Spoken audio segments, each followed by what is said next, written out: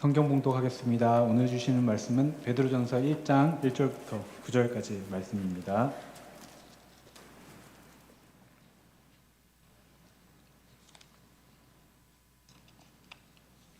베드로전서 1장 1절부터 9절까지 말씀을 제가 먼저 읽고 교독하시겠습니다.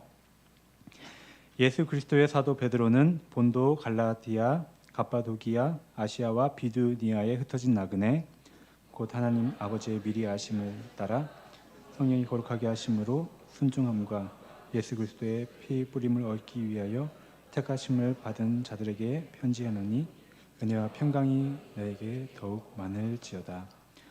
우리 주 예수 그리스도의 아버지 하나님을 찬송하리로다. 그의 많으신 긍휼대로 예수 그리스도를 죽은 자 가운데서 부활하게 하심으로 말미암아 우리를 거듭나게 하사 산 소망이 있게 하시며 썩지 않고 더럽지 않고 새하지 아니하는 유업을 있게 하시나니 곧 너희를 위하여 하늘에 간직하신 것이라. 너희는 말세에 나타내기로 예비하신 구원을 얻기 위하여 믿음으로 말미암아 하나님의 능력으로 보호하심을 받았느니라. 그러므로 너희가 이제 여러 가지 시험으로 말미암아 잠깐 근심하게 되지 않을 수 없으나 오히려 크게 기뻐하는도다. 너희 믿음의 확실함은 불로 연단하여도 없어질 금보다 더 귀하여 예수 그리스도께서 나타나실 때에 칭찬과 영광과 존귀를 얻게 할 것이니라. 예수를 너희가 보지 못하였으나 사랑하는도다. 이제도 보지 못하나 믿고 말할 수 없는 영광으로 즐거움으로 기뻐하니. 함께 읽겠습니다. 믿음의 결국 곧 영혼의 구원을 받음이라. 아멘.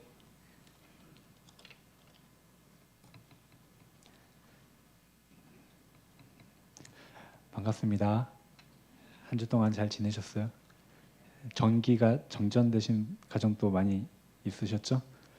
예, 저희 집도 정전이 됐었는데 이렇게 그래도 이렇게 평안한 얼굴로 만날 수 있게 돼서 너무나 반갑습니다. 네, 오늘 이 말씀은 베드로전서인데요.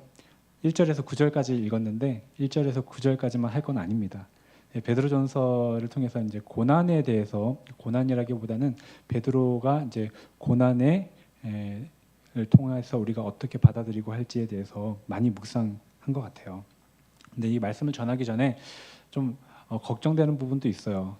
제가 이게 말씀 전하는 게 모든 고난에 의미가 있다든지 또 하나님은 고난을 주셨다든지 뭐 그렇게 오해되지 않기를 원해요. 또 내가 고난을 앞으로 또 조금 받아야 된다라든지 이런 식으로 오해되지 않기 원하고 전혀 그런 주제로 얘기하는 것은 아닌데 또 우리가 그 고난을 말하기 전에 1장에서 주님이 주시는 기쁨을 많이 얘기하거든요. 기쁨, 하나님 우리에게 주신 것, 이게 우리 가운데 먼저 이렇게 있고 그리고 이제 고난을 이렇게 보도록 하는 것 같아요. 베드로 전서의 핵심은 저는 그리스도의 고난이라고 생각하거든요. 그래서 1장에만 고난이 나오지 않고 1장부터 5장까지 계속 그리스도의 고난이 이렇게 등장해요. 좀 다른 측면으로. 그런데 왜 이렇게 고난을 묵상했을까? 여러분 아시죠? 베드로 아시죠? 베드로 하면 뭐가 생각나세요? 베드로가 십자가 앞에서 그 주님을 부인했잖아요. 그리고 주님의 용서를 받았어요. 주님께 사랑을 고백했는데 다음에 비슷한 상황이 온다면 그런 고난 앞에서 어떻게 할 것인가 고민했을까요? 안 했을까요? 그래서 베드로가 고난에 대해서 많이 묵상했던 것 같아요. 여러분 수많은 그 교리가 있고 말씀의 깨달음이 있는데 여러 가지 깨달음을 가지고서 이렇게 가르치는 사람보다도 단순한 몇 가지 원리를 가지고 그것을 반복하고 체험하는 그 사람이 더 주님과 가깝고 실제적으로 정말 실제적인 신앙을 가질 수 있게 된다고 저는 봅니다. 베드로는 베드로전서를 쓰고 나서 2년 정도 뒤에 베드로후서를 쓰고 순교를 합니다. 고난을 피하지 않고 순교의 길로 가게 돼요. 말씀의 배경을 말씀드리자면 베드로전서 5장 13절에 보면은 베드로가 뭐라고 얘기하냐면 택하심을 함께 받은 바벨론에 있는 교회가 너희에게 문안하고 이렇게 얘기해요.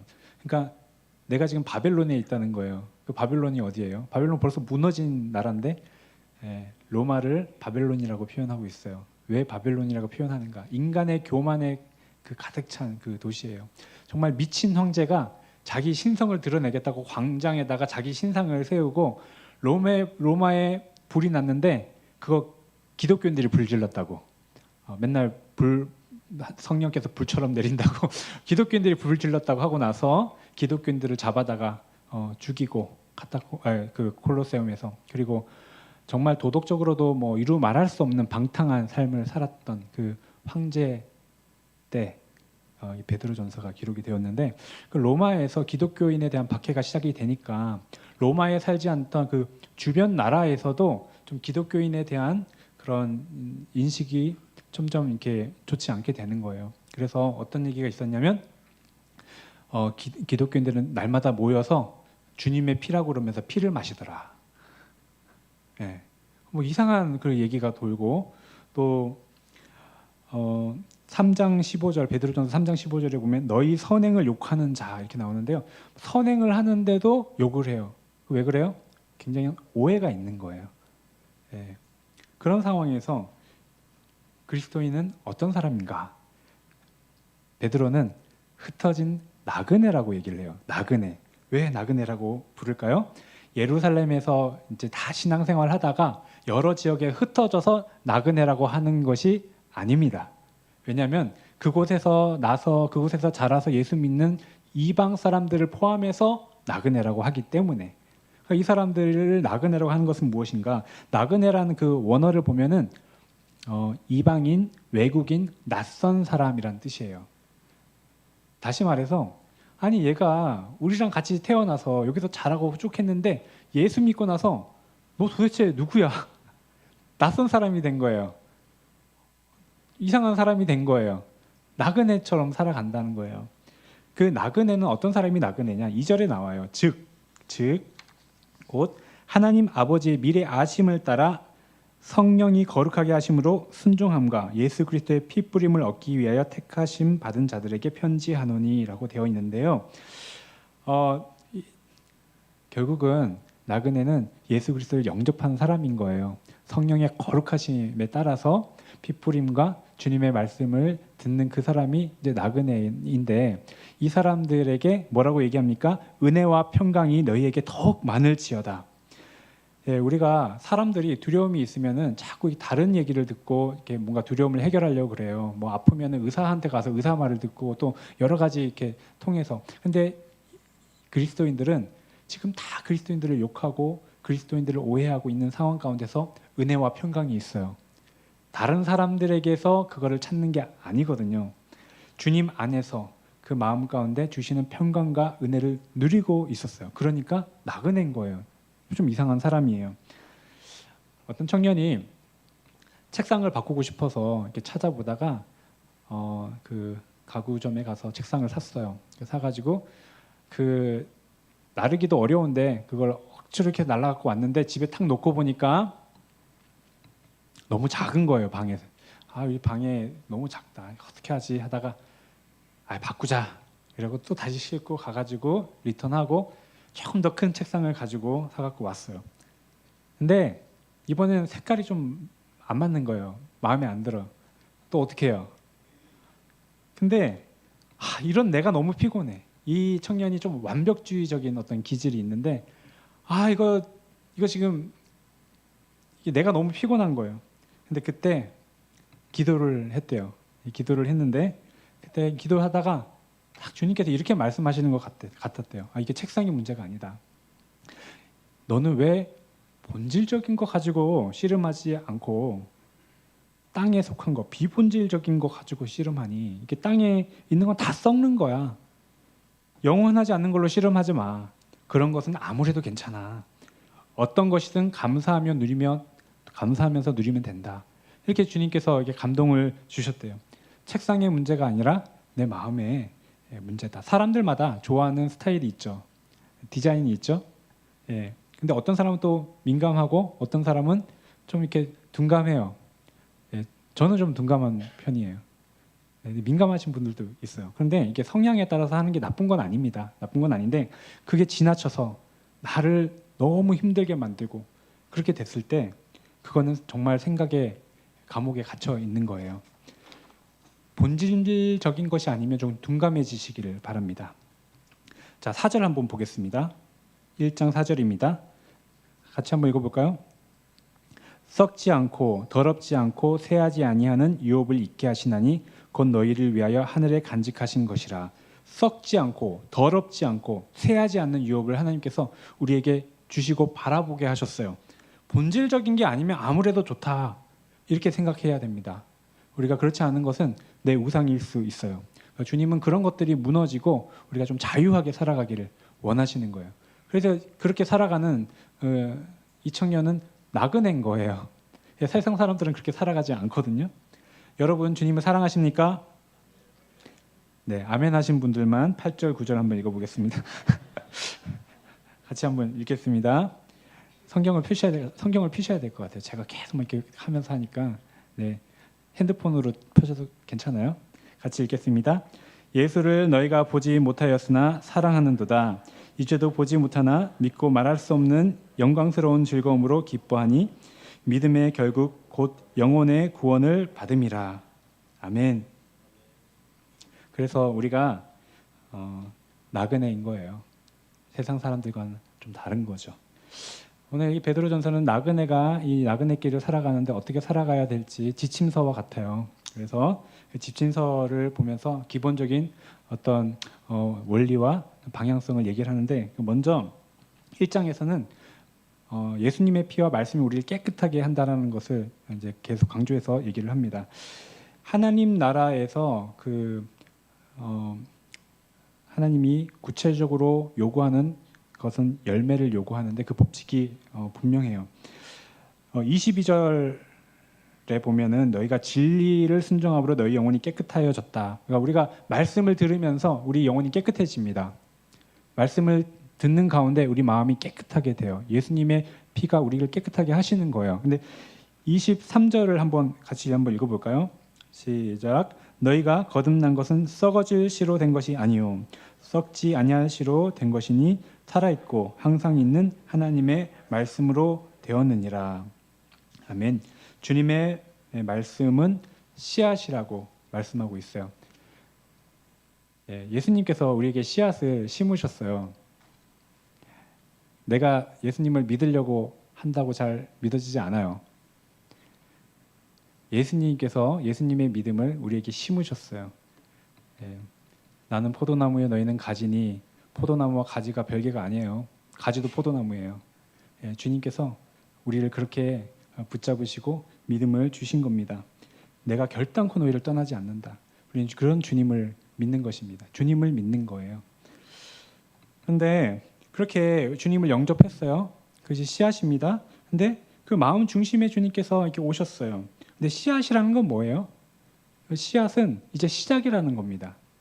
씨앗은 이제 자라서 열매를 맺어야 돼요. 그래서 우리의 말과 우리의 생각과 우리 물질과 결혼과 여러 가지 가운데 열매를 풍성하게 이제 맺게 되는 거거든요. 그래서 베드로전서 2장 후반절 11절부터 시작해서 뭐가 나오냐면은 살아가는 데 있어서 제도에 대해서 어떻게 해야 되는가, 또 그때는 종과 상전이 있었는데 그때 어떻게 해야 되는가, 부부관계 가운데서 어떻게 해야 되는가, 또 교회 생활 가운데 어떻게 해야 되는가, 그러니까 그 씨앗이 어떻게 열매를 맺게 되는지에 대해서 이렇게 기록하고 있어요. 여러분, 씨앗을 받으면 그 열매를 맺는 건 당연합니다. 주님의 씨앗을 받으면 자연히 주님의 열매를 맺게 되는 거 맞아요? 네, 그거는 중력의 법칙과 똑같아요. 당연하게 그렇게 되는 것입니다.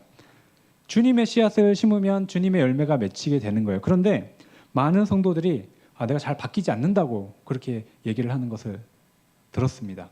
그리고 그걸 너무 당연하게 생각해요. 잘 안 바뀐다고. 내 열매는 뭐냐면 우리 말과 행동은 열매예요. 말씀이 씨앗이라면 우리 행동을 바꾸기 전에 뭘 살펴봐야 되는 거예요? 그렇죠. 내 마음에, 내 생각에, 내 영에 뭐가 잘못됐는지를 스스로 보고 바꾸지 않으면 우리 행동은 바뀌지 않을 거예요. 우리 가운데 병든 생각과 망가진 마음에서 잘못된 행동이 나오잖아요. 그래서 내 마음에 이미 뿌려진 잘못된 생각들이 무엇이 있는지 여러분 관찰해 보셨어요? 스스로를 관찰해 보셨습니까? 내가 왜 뭐가 잘못 뿌려진 게 있는지 나에게 설문조사 한번 해보셨어요? 한번 이렇게 물어보고 해보셨어요? 많이 물어보셔야 돼요. 나에게 많이 물어보세요. 많은 성도들이 하나님을 사랑하고 말씀을 사랑한다고 하는데 겉으로만 그런 것 같아요. 예, 겉으로 하나님을 사랑하고 말씀을 좋아하고 그렇게 하는 것 같은데 정말 깊은 마음속의 생각으로는 세상을 사랑하고 죄악을 사랑하기 때문에 승리의 삶을 살지 못하는 거예요. 아닙니까? 나는 주님의 말씀을 깊이 심었는데 계속해서 막 세상의 죄를 그렇게 이렇게 짓고 무너지고 그러는 겁니까? 우리 좀 진실해져야 됩니다. 말씀 앞에 정직해져야 돼요. 예, 이건 중력의 법칙과 같은 겁니다.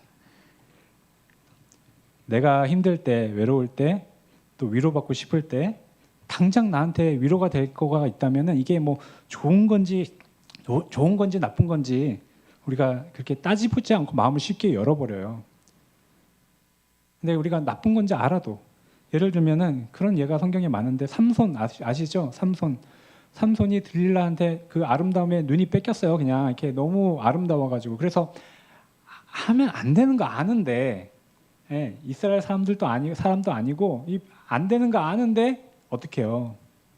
안 되는 거 아는데 그 마음 깊이는 들릴라의 아름다움, 들릴라를 사랑하는 마음 거기에 벌써 뺏겼어요. 그러니까 결국은 어떻게 돼요? 두 눈이 뽑히는 거죠. 예. 그리고 나서야 이제 마지막에 죽으면서 하나님 그 사명을 이뤘는데 또 다윗은 어때요? 다윗도 마찬가지로 하나님 몰랐어요. 다윗이 하나님을 당연히 알았던 사람이 알죠. 밧세바와 그 결과가 어떻게 됩니까? 가정이 파탄이 나고요. 그걸로 인해서 그리고 자기 왕위도 상실 잠깐 됐었고요. 그리고 많은 사람들이 인명에 죽는 그런 재앙들이 또 있고 그렇게 됐어요. 1장 8절에 보면은 성도들이 믿고 말할 수 없는 영광스러운 즐거움으로 기뻐했다라고 하고 있어요. 우리가 믿음에서 오는 기쁨과 즐거움이 있거든요. 그런데 그 예배 가운데 그 즐거움, 찬양 가운데 즐거움, 말씀 보는데 즐거움, 기쁨, 기도의 기쁨을 경험하지 못했다. 그러면은 그거를 대신할 수 있는 조금 그보다는 당연히 못하지만 다른 것들로 채울 수밖에 없는 거예요. 그래서 다른 생각들로 우리가 사로잡히게 됩니다. 2장에서 보면은 사람의 책임을 말씀하고 있어요. 말씀은 씨앗이라 그랬죠. 근데 말씀은 씨앗만이 아니고 말씀은 손님입니다. 뭐라고요? 말씀은 손님이에요. 왜 손님이냐? 찾아오거든요. 내가 생각을 한다고 생각해요. 사람들은 자기 중심으로 지구 중심으로 태양이 돈다고 생각하는 것처럼. 그런데 보세요. 성경 말씀에 보면은 영광의 하나님께서 지혜와 계시의 영을 너에게 주사 하나님을 알게 하시고 뭐예요? 하나님을 아는 것도 하나님께서 생각을 주셔야지 알게 되는 거예요. 생각을 주시는 거예요. 베드로에게 바요나 시모나 내가 복이 있도다 이것을 너에게 알게 한 이는 혈육이 아니요 하늘에 계신 하나님이다 이렇게 말씀하시잖아요. 깨닫게 하시고 생각 주시는 거예요. 가룟 유다에게는 어떤 생각을 줘요? 사단이 예수를 팔 생각을 주었다라고 말씀하고 있어요. 그걸 보니까 생각은 이렇게 주어져요. 그러면 우리는 그냥 수동적으로 뭐 어쩔 수 없는 거 아니에요? 그렇습니다. 그러면 안 돼요. 사람에게 책임이 있어요. 사람에게 책임은 뭐냐면 분별하고 받아들이는 책임이 있습니다. 2장 1절에 보면은 그러므로 모든 악독과 모든 기만과 외식과 시기와 모든 비방하는 말을 버리고라고 이렇게 말씀하고 있어요. 버리고 2절에 보면 순전하고 신령한 젖을 사모하라. 다시 말해서 버릴 거는 버리고 받을 거는 받으라는 겁니다. 그러니까 모든 생각을 그냥 두면 안 되는 겁니다. 왜요? 이 생각은 다 씨앗과 같아요. 어떤 사람은 이렇게 얘기해요. 내가 지금 이렇게 된 거는 저 사람 때문이야. 내가 이렇게 된 거는 우리 아빠 때문이야. 엄마 때문이야. 아니면 저 사람 때문이야. 그래, 난 어쩔 수 없어. 그 일이. 그런데 그러면 만약에 그렇게 생각한다면 그 사람이 정말 깨닫고 회개하지 않는 이상 내 문제는 해결될 수가 없어요. 아무리 내가 막 그걸 가지고서 다른 사람을 만나서 얘기하고 뭘 한다 그래도 그 사람 때문에 그렇다면은 어떻게 해결이 되겠어요? 그 사람이 회개해야지 해결이 되는 거지. 그런데 그렇지 않다는 겁니다. 이거는 그 사람이 잘했다거나 거기에 뭐 의미가 있다 그것 뜻이 아니라 결국 그 일이 일어났을 때 우리 가운데 그 상처를 받아들인 나의 책임도 있다고 얘기하는 거예요. 그래서 성령께서는 회개하라고 말씀하세요. 회개하고 반성하지 않는 사람은 치유가 될 수가 없어요. 그래서 내 인생에 있어서 그러한 결정과 그러한 책임이 우리에게 있습니다. 내가 어릴 때 아무 그런 것을 몰랐을 때 내가 그냥 어릴 때 어쩔 수 없이 그런 일을 그냥 받아들였고 그냥 그렇게 돼서 내가 지금 이렇게 됐다라고 할 수 있어요. 그런데 지금 이제 성인이 되면 우리가 잘못된 판단들을 새롭게 바꾸는 작업을 해야 됩니다. 내 마음은 호수요라고 하는데 그 호수 속에 쓰레기가 너무 많아요. 호수에 쓰레기가 너무 많아. 내 마음 속에 막 떨어져 있는 그 옛날부터 있던 여러 가지 생각들이 있는데 이 쓰레기는 가만히 두면 계속해서 나한테 영향을 주고 오염시키죠. 그래서 이거를 그냥 가만히 두면 영원히 사라지지 않습니다. 내가 그걸 인식하지 않고 있다고 해도 그 순간에도 그 쓰레기는 호수를 오염시키고 있는 거예요. 예수님께서는 지금 그것들을 하나하나 지우고 바꾸고 새롭게 채우라고 그렇게 말씀하는데 그 일을 내가 해야 되는 것입니다. 그렇게 주님께서 하시는 이 일들은 사람들이 참 이렇게 기쁘게 받아들일 일은 아니에요. 예수님이 하시는 이 말씀 이거는 사람들이 좋아하는 얘기는 아니에요. 그 2장 5절에 보면은 2장 4절에 보면 사람에게는 버림받았으나 하나님께는 택하심을 입은 보배로운 산돌이신 예수께 나아가라고 되어 있어요. 예수님이 사람들에게 버림받았어요. 사람들은 예수님을 싫어해요. 예. 그런데 그래서 여러분도 예수님을 싫어하실 겁니까? 여러분도 예수님의 말씀을 그냥 무시할 것입니까? 그게 아니라 하지만 하나님이 택하신 보배로운 산돌이신 예수님께 나아가서 너희들도 산돌같이 신령한 집으로 세워지라고 그렇게 얘기해요. 그러니까 우리 인생 우리가 세워야 되지 않겠습니까? 근데 그 세울 때 예수님의 말씀을 가지고서 주님 안에서 함께 세워가자는 것입니다. 이제 구체적으로 들어가는데 사람들이 그 당시 사람들이 그 예수 믿는 사람들에 대해서 오해가 있었고 이제 핍박이 시작이 돼요. 그러면 그때 우리는 어떻게 살아야 되는가? 우리가 이제 그 제도 가운데 살아가는데 이 사람들이 만든 제도를 어떻게 바라봐야 할 것인가 이렇게 생각할 수 있는데 뭐라고 합니까?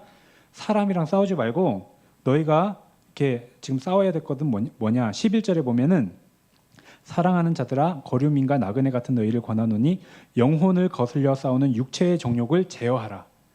예, 우리가 지금 싸워야 될 부분들이 좀 따로 있어요. 어떤 정치인들이 뭐 잘못하는 거가 뉴스죠.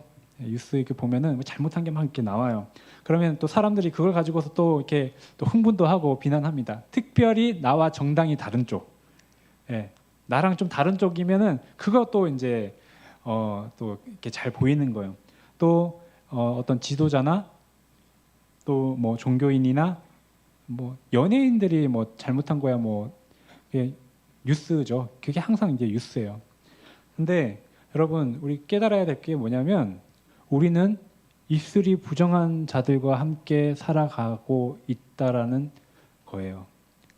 이사야가 그렇게 얘기했죠. 나는 입술이 부정한 자들과 함께 있으면서 나도 부정하다 이렇게 얘기했어. 선지자가 그렇게 얘기할 정도인데 우리 마찬가지예요. 우리 그것도 뭐 당연하게 생각하거든요. 그런데 여러분에게는 위선적인 요소가 없습니까? 우리가 이렇게 비난하면 우리가 행복해집니까? 우리가 이렇게 비난하는 것은 사실 우리 안에 동일한 죄성이 있기 때문에 그래요. 우리가 이걸 잘 연단받잖아요. 그러면은 그런 사람들을 볼 때 긍휼하게 보이고 또 자비의 마음을 갖고 이렇게 보게 돼요. 그래서 알고 보면 정말 비난받고 처리해야 될 거는 내 속에 있는 악이거든요. 내 속에 있는 죄예요. 다른 사람은 그냥 보호해주고 기도해줘야 되는 그런 것인 것을 느끼게 돼요. 여러분, 사람이 악하면 얼마나 악합니까? 그 사람도 사람인데, 사람이 선하면 뭐 얼마나 또 선하겠어요. 그 사람도 사람인데 어느 정도 악하고 어느 정도 선합니다. 절대적으로 악하거나 절대적으로 선한 사람은 없습니다. 어떤 분이 봤는데 너무 좀 나쁜 것 같아. 저 사람은 정말 악인이야. 예, 저도 뭐 그렇게 판단했던 적이 있는데 좀 지나서 보니까 따뜻한 마음이 있더라고요. 네. 여러분, 아이를 보면 참 이기적일 때가 있어요. 아이가 보면은 뭐 자기만 챙겨요. 근데 그거 당연한 거죠. 아이들끼리 그러니까 싸우잖아요. 근데 아이들끼리 싸우면 어른은 어떻게 합니까? 같이 싸워요? 아니, 어른들은 가가지고 그냥 이렇게 말리고 돌보고 사랑해주고 그런 거예요. 그렇죠?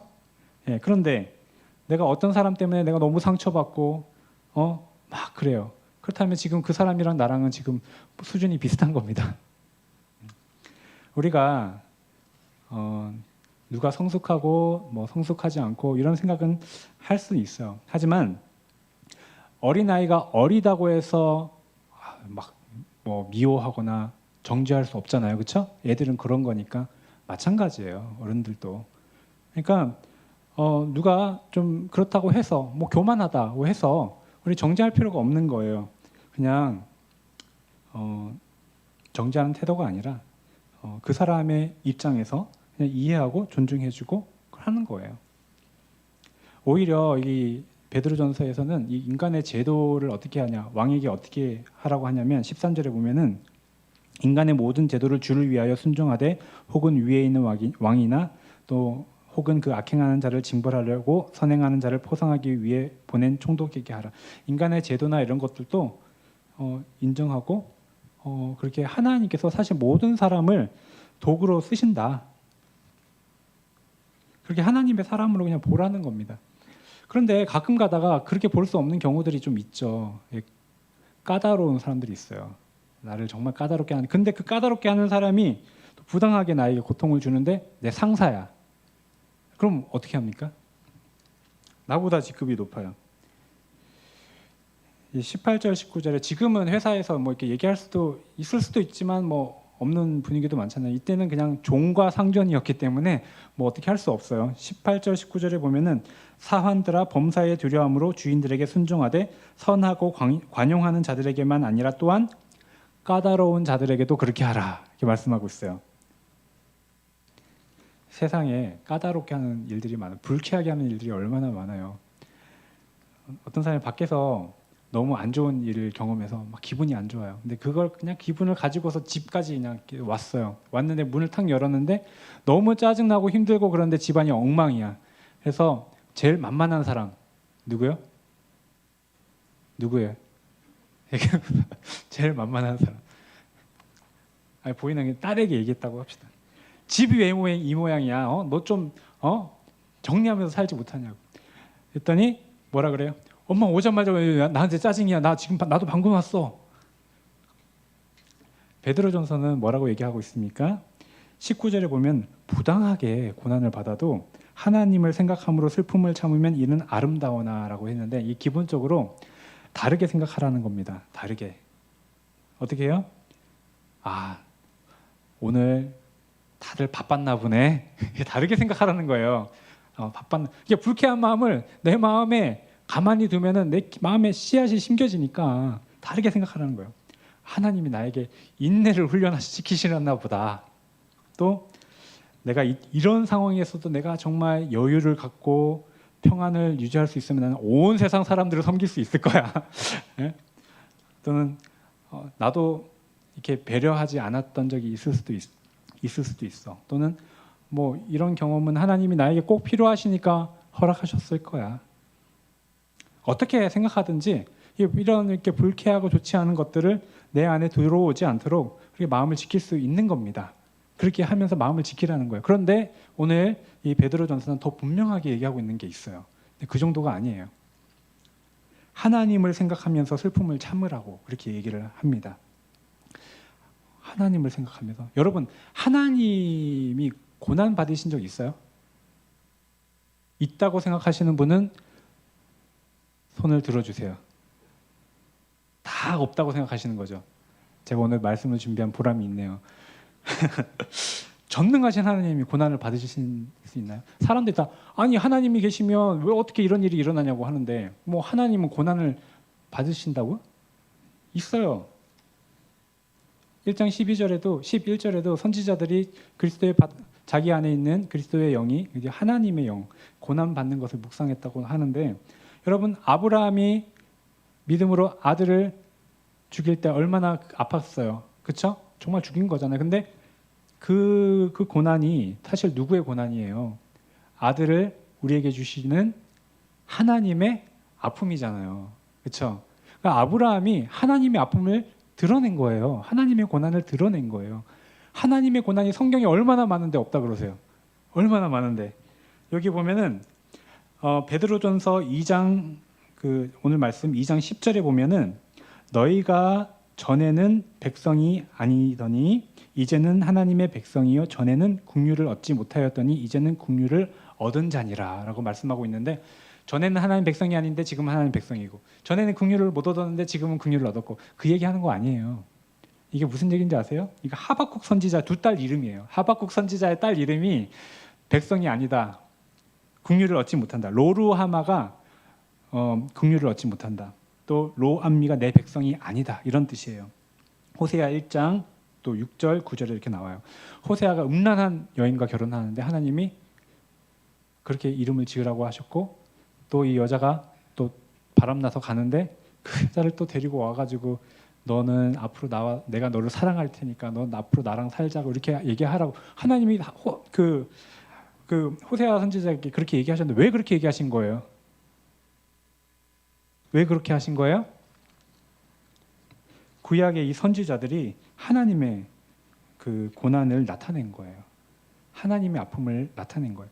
예레미야도 그랬고 에스겔도 그랬고 눈물의 선지자, 그 아프다고 말하는 그 선지자.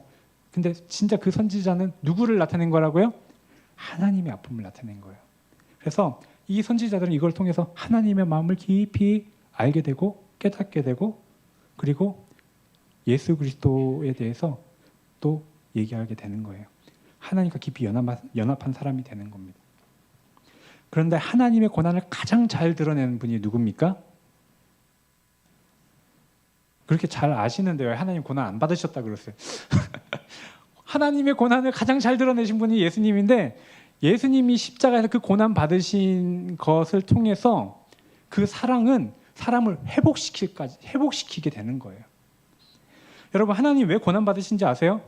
그 크신 하나님의 사랑이 크니까 그만큼 아픈 거예요. 사랑하지 않으면 못하러 아프겠어요. 사랑이 많은데 너 언제부터 내 백성이었냐? 그냥 없는 걸로 하자. 이러지 않고 너 내 아내다. 내 신부다. 이렇게 얘기하시잖아요.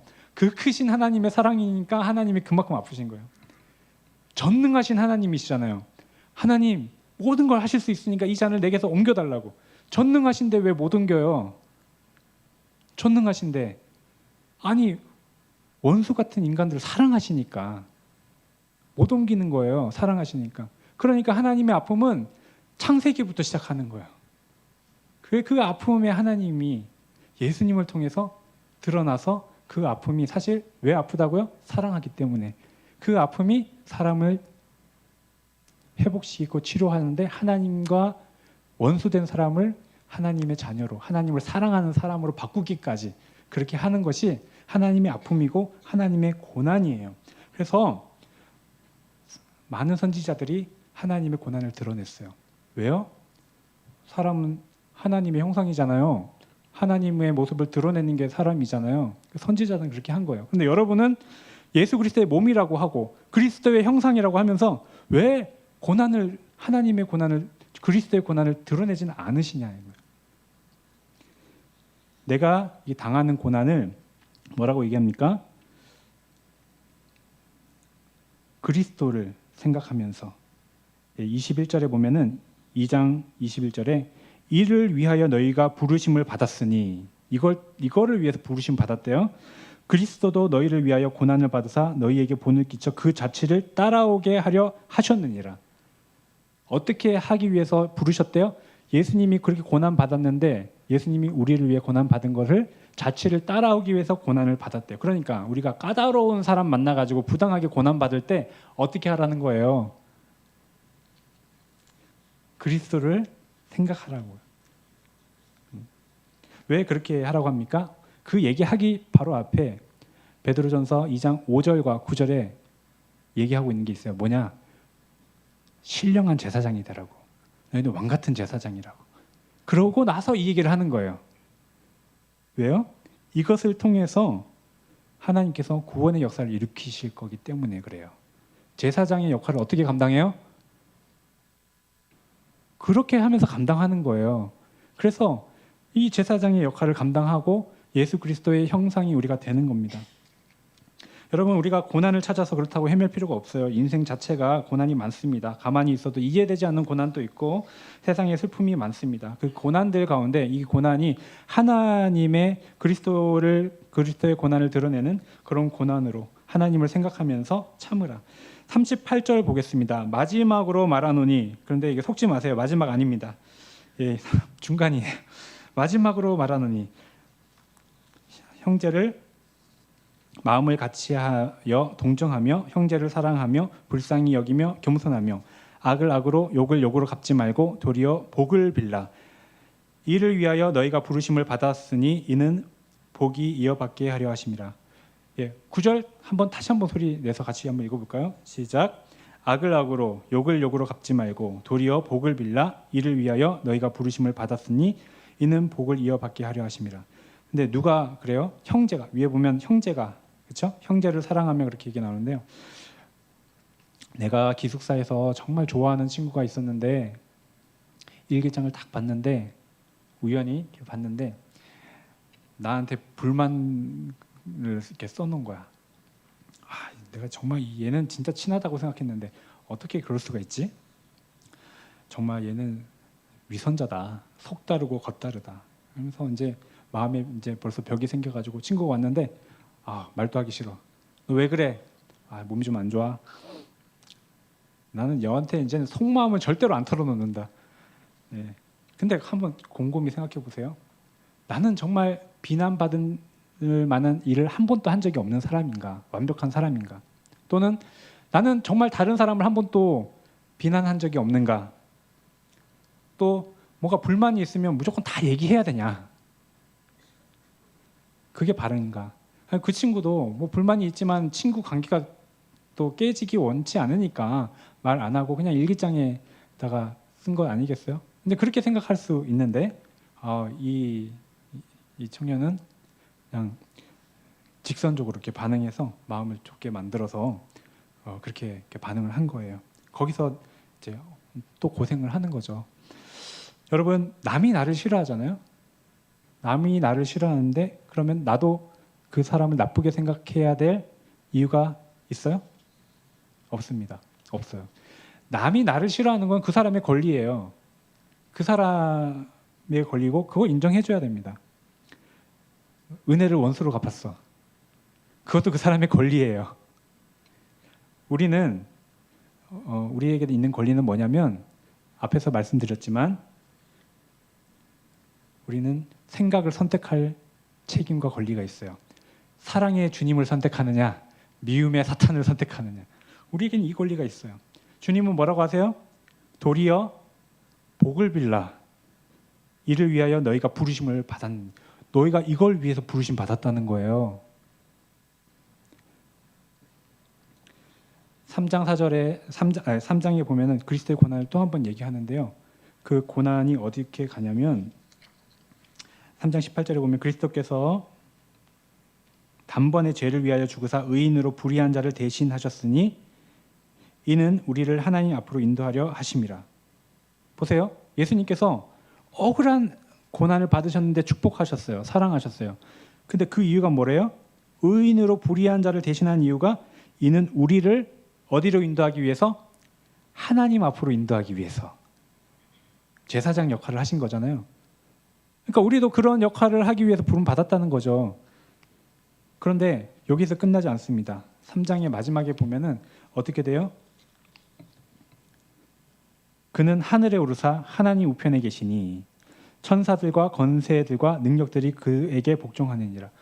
그렇게 했더니 하나님 가장 가까운 곳에, 하나님 마음이니까 하나님 가장 가까운 우편에 앉으시고 천사와 모든 권세와 능력들이 그에게 복종하게 된다라는 겁니다. 여러분 4장 1절 같이 한번 보기 원합니다. 그리스도께서 이미, 같이 읽을까요? 그리스도께서 이미 육체의 고난을 받으셨으니 너희도 같은 마음으로 갑옷을 삼으라. 이는 육체의 고난을 받은 자는 죄를 그쳤음이니. 여러분 육체의 고난을 이렇게 받으면 죄를 그치게 된다는 거예요. 죄가 떠나가게 된다는 거예요. 왜요? 주님께 더 붙어 있는 거예요. 주님과 연합하게 되는 거예요. 그리스도의 형상이 되는 겁니다. 그래서 그것을 위해서 하나님께서 우리를 부르셨다는 겁니다. 내가 고난당할 때 내 아픔이 제일 크죠. 내가 억울할 때 그게 제일 커요. 그런데 어떻게 하라고요? 그리스도의 고난을 생각하고 집중하라고요. 주님 우리와 함께 하시면서 주님의 고난은 주님의 사랑 때문에 오는 거거든요. 우리가 그렇게 할 때 주님께서 사랑을 부어주세요. 주님의 사랑을 부어주시고 그저 밋밋했던 십자가가 내 마음에 다가오게 돼요. 이 십자가가 무슨 십자가의 어떤 의미인지 이제 그때 다가오게 되는 거예요. 주님의 고난에 집중하시기 바랍니다. 예수님께서 내가 길이고 진리고 생명이라고 하신 거예요. 왜 그렇게 말씀하셨습니까? 나한테 답이 있다는 겁니다. 내가 갔던 길로 너희도 가자는 거예요. 내가 진리야, 내가 생명이야. 이거 외에는 길이 없어. 나에게 관심을 가지라는 것입니다. 나에게 고난이 있을 때 주님의 고난을 생각하시기 원합니다. 많은 성도들이 그래서 이 고난을 경험하려고 얼마나 그렇게 노력했는지 몰라요. 오히려 우리 주님과 연합하고 이 고난 가운데서 주님이 원하시는 대로 반응하여서 정말 주님의 제사장 역할을 감당하는 성도님 되시기를 축복합니다. 기도하시겠습니다.